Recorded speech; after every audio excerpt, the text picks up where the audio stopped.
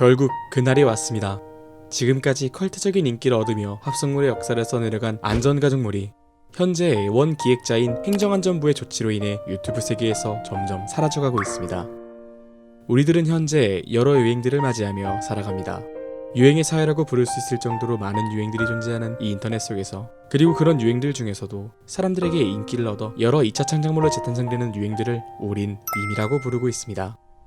밈이라는 것은 이를 접하는 사람들에게 즐거움을 주기도 하고 그 자체로서 의미를 부여받아 새로운 용어로 사용되기도 하는 등 다양한 형태로 우리의 삶에 들어와 있습니다. 하지만 어떤 유행들은 자연스럽게 시간의 흐름에 의해 잊혀지는 경우도 종종 있습니다. 대표적으로 올해 중반에 가장 핫한 밈이었던 깡이 그러하죠. 당시에는 엄청난 유행을 얻었던 밈들 역시 결국에는 소비되고 대중들에게 잊혀지게 됩니다.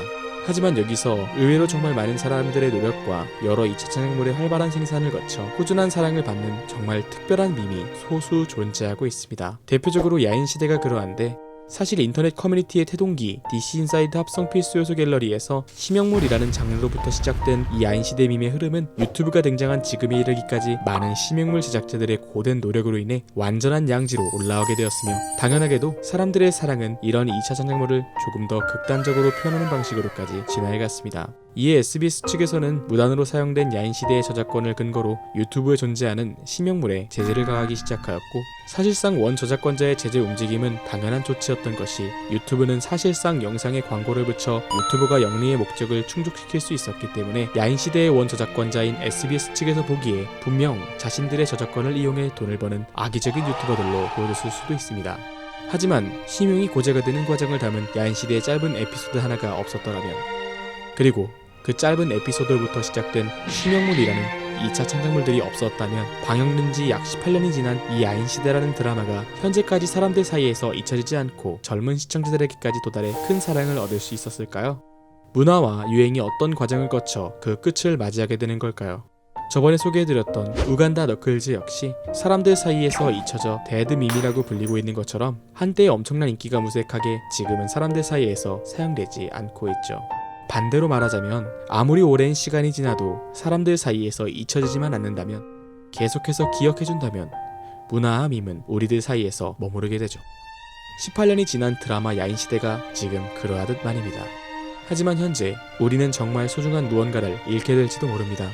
사람들에게 즐거움과 행복을 주었던 밈, 안전가족입니다. 밈 분석가인 저로서 오늘은 이 안전가족이 왜 여기까지 걸어올 수밖에 없었는지, 그리고 다른 방법은 없는 것인지 조금은 개인적인 생각도 덧붙여 이야기해보겠습니다.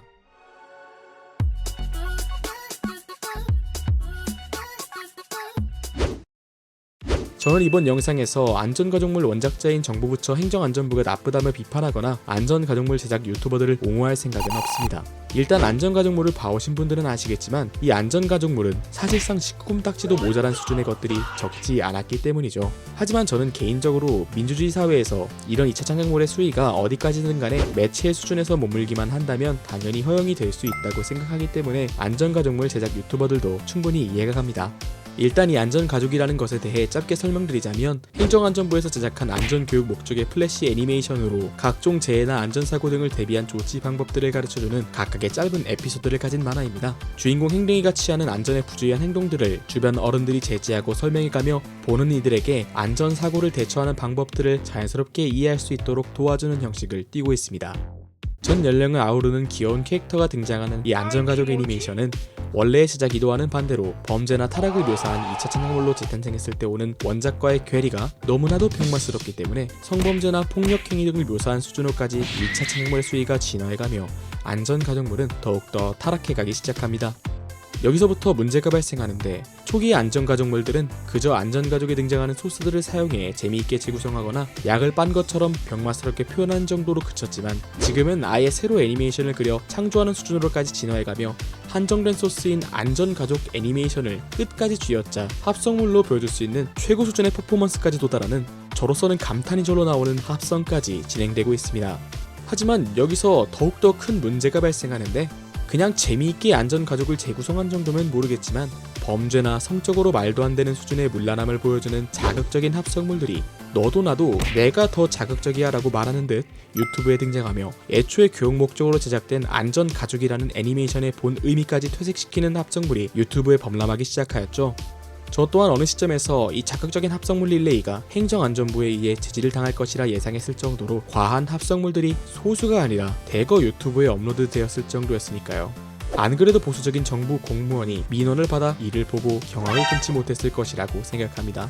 물론 이런 합성물 문화를 알고 있는 저나 유튜브 시청자분들 정도야 이런 합성물을 이해할 수 있지, 예를 들어 만약 뽀로로와 같은 아동용 애니메이션을 합성물로 이용해 서로 범죄나 성적 행위를 한다면 이해할 수 있는 사람들이 몇이나 될까요?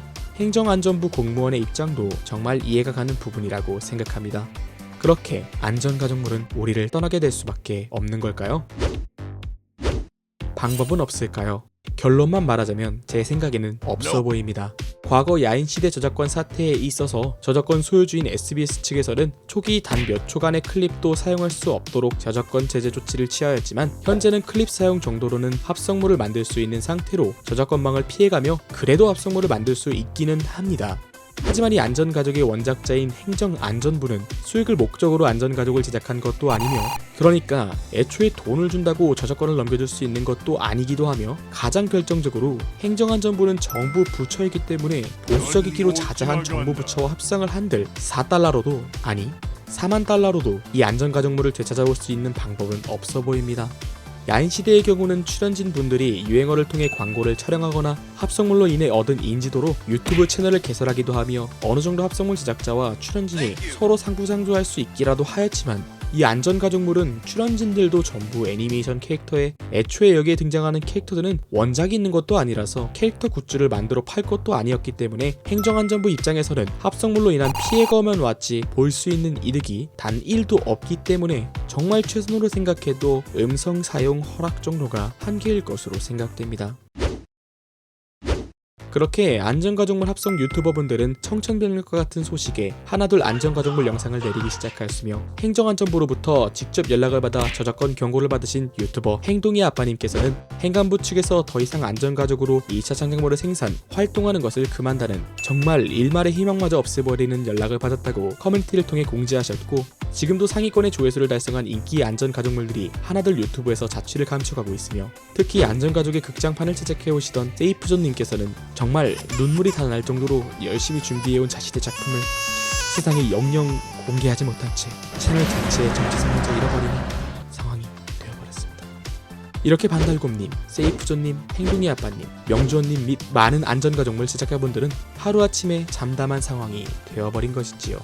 또한 일부 안전가족의 팬분들께서 현재 행정안전부의 유튜브 채널에 찾아가 비추어 안전가족물을 돌려달라는 댓글을 달고 계시지만, 확실한 것은 행정안전부 측에서 진행하는 저작권에 대한 주장은 정당한 주장이며, 이렇게 한다고 안전가족물이 우리들의 품으로 돌아오기는 힘들다는 사실입니다. 물론 이 상황이라는 것이 점점 높아진 안전가족물의 수위에 의해 진행된 것임은 분명하지만, 우리를 지난 세월 동안 웃을 수 있게 만들어주었던 안전가족, 이 안전가족을 우리들 마음속에 영원히 묻어주어야만 할까요? 오늘 준비한 영상은 여기까지입니다. 정체 모를 것들 알아보는데 관심 있으시다면 코트덕 채널 좋아요와 구독하기 잊지 말아주세요. 감사합니다. 행동아, 안 돼!